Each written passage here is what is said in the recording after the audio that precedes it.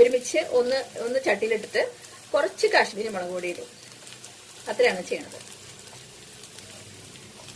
ഇപ്പൊ ഒരുവിധമായി നമുക്ക് ഈ ഉള്ളി വാങ്ങിയെടുക്കാം. ഉള്ളി വാങ്ങിയെടുത്തു. ഇനി നമുക്ക് അതിലേക്ക് ആദ്യം മുളകിടാം. മുളകിട്ടിട്ട് മുളക് നന്നായിട്ട്, ഇനി വേറെ എണ്ണ ഒന്നും ഒഴിക്കണ്ട കേട്ടോ. അതിന്റെ അടിയിൽ എണ്ണയൊക്കെ ഉണ്ട് കുറച്ച്, അതിൽ മതി. ഇനി വേറെ എണ്ണ ഒഴിക്കേണ്ട ആവശ്യമില്ല. ഇനി ഇതിൽ കിടന്നിട്ട് ഈ മുളക് ഒന്ന് നന്നായിട്ട് വറുത്തെടുക്കാം. മുളക് വറുത്തരച്ചാലേ അതിന്റെ ഒരു സ്വാദ് കിട്ടുള്ളൂ. മുളക് വറുക്കുമ്പോൾ എന്താ നോക്കണേ വെച്ചാൽ മുളക് ഇങ്ങനെ വീർത്ത് നല്ല അതിന്റെ ചുളിവൊക്കെ മാറി നല്ല ഇങ്ങനെ ടൈറ്റ് ആയിട്ട് വരും. കണ്ടു? അതാണ് അതിന്റെ പാകം. മുളക് മുരിഞ്ഞോന്ന് അറിയാൻ ഇങ്ങനെ ഇതിന്റെ ചുളവൊക്കെ മാറണുണ്ടോ. എല്ലാം കൂടി ഒന്ന് വഴന്നു കഴിഞ്ഞാൽ പിന്നെ നമുക്ക് കറിവേപ്പില ഇടാം. മുളകായി നമ്മൾ കറിവേപ്പില ഇട്ടു കൊടുത്തിട്ടുണ്ട്. കറിവേപ്പിലയിൽ കുറച്ച് വെള്ളം ഉണ്ട്, അതൊന്ന് കഴുകിയിട്ട കാരണേ